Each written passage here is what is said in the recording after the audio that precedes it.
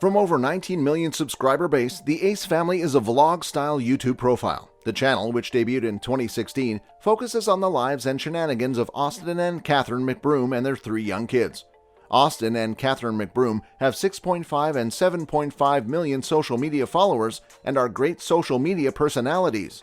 In the family's videos, most of the events took place in their home, a glitzy $10.1 million mansion in Los Angeles that those who shifted into in 2019.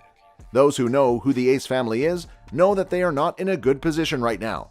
Today's video will talk exclusively about the scam that happened with the Ace family involving their mansion. Let's begin.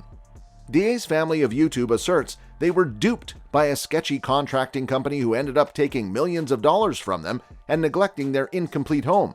Because of this, they were unable to obtain a certificate of occupancy. In October, the family influencers hit the headlines when it was revealed that their $10 million Los Angeles mansion, which is featured prominently on their channel, was indeed in foreclosure. Catherine McBroom now claims that both she and her hubby Austin were duped by a deceitful contractor who obtained a fake license, stole their money, and fled before completing their home. She said she transferred funds to complete the house, and shortly after that, they came to know that the company was dissolved.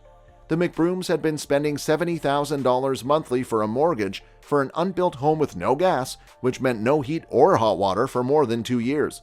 Catherine explained that because of global warming, the winter temperatures are getting colder, and because of having 2 babies and being pregnant, she is all the more freezing. Moreover, because they live in a glass house with flooring tiles, it is worse. They were eventually told they wouldn't be able to get an occupancy permit, which is needed to live in a home because the mansion could not really meet the inspection requirements. Their initial reaction to the land. After their previous home was broken into, Catherine and her husband Austin McBroom searched for a different one. Catherine explained that since she first saw the mansion in Los Angeles, it was being constructed as 2 separate homes on the same plot of land. It was an instant hit with the family. They inquired the contractor if he could combine the 2 houses into one large home, and he accepted. Catherine claimed she invested hundreds of thousands of dollars in work required to merge the 2 residences, which she funded up front to the builders she met with. She asserts he stole their money and ended up running, and just never came back to complete it. The contractor and his wife had formed an LLC or company under fictitious name, which Catherine was unaware of at the time. The condition the Ace family had to live in. Regardless of the fact that the house was not actually completed, the influencer clarified that she and her family, including her 2 daughters named Elle and Alla, had no choice but to move in since they were now paying off the mortgage and the rent agreement on their previous home had expired. For more than 2 years, they were compelled to remain in an unbuilt house with no gas, which intended no boiled water or heat. She further said that she became pregnant with her son Steele 2 months after moving in. It was difficult for her because she had to adjust to everything she lacked in her home. She couldn't even do laundry or clean her garments. She had no choice but to hang it all or go to the laundromat. The family then discovered that the builder was not really a certified contractor when they began investigating him. Lack of certificate of occupancy. Another issue they had was obtaining a certificate of occupancy, which again is needed to live in a house. Catherine explained that they discovered they didn't have a certificate of occupancy very early in the process.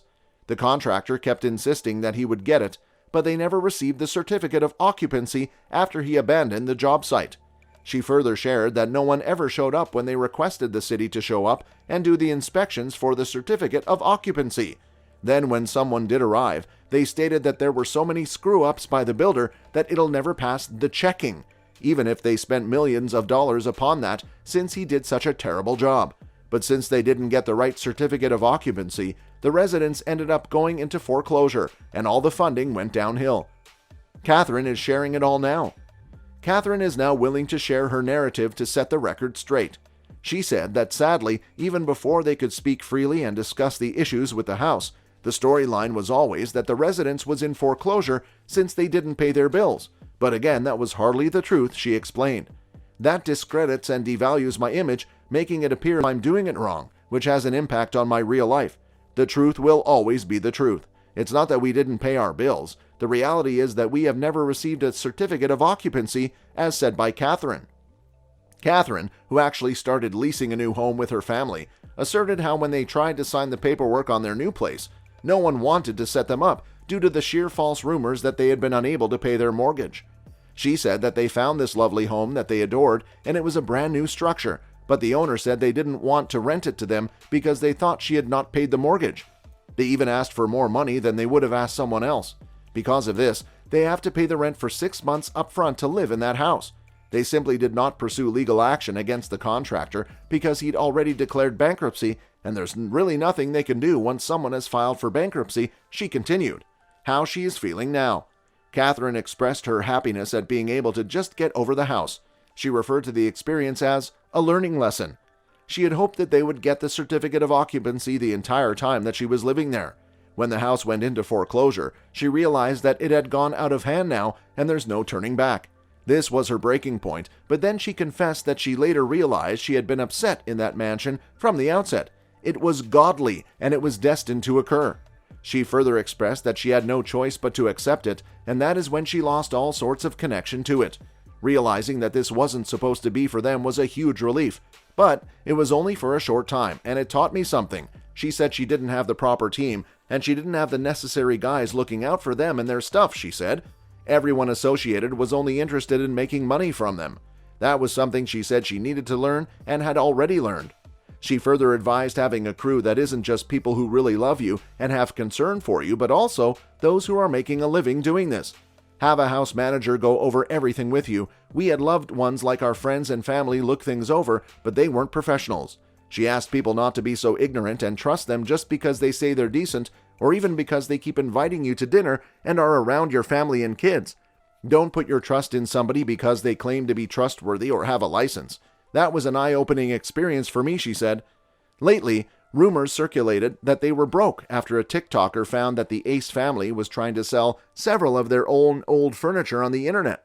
On the other hand, Catherine clarified that they're just steering clear of it because they're downsizing after relocating into a smaller house.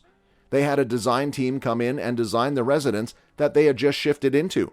They purchased new furniture, so they didn't need the old furniture any longer, she clarified. At the end of an interview, she remarked that people are simplistic and that we humans live in a time when people choose to believe the worst.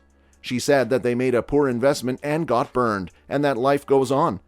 So this is the complete scam that happened with the Ace family. Comment down your views and suggest what next step they should take.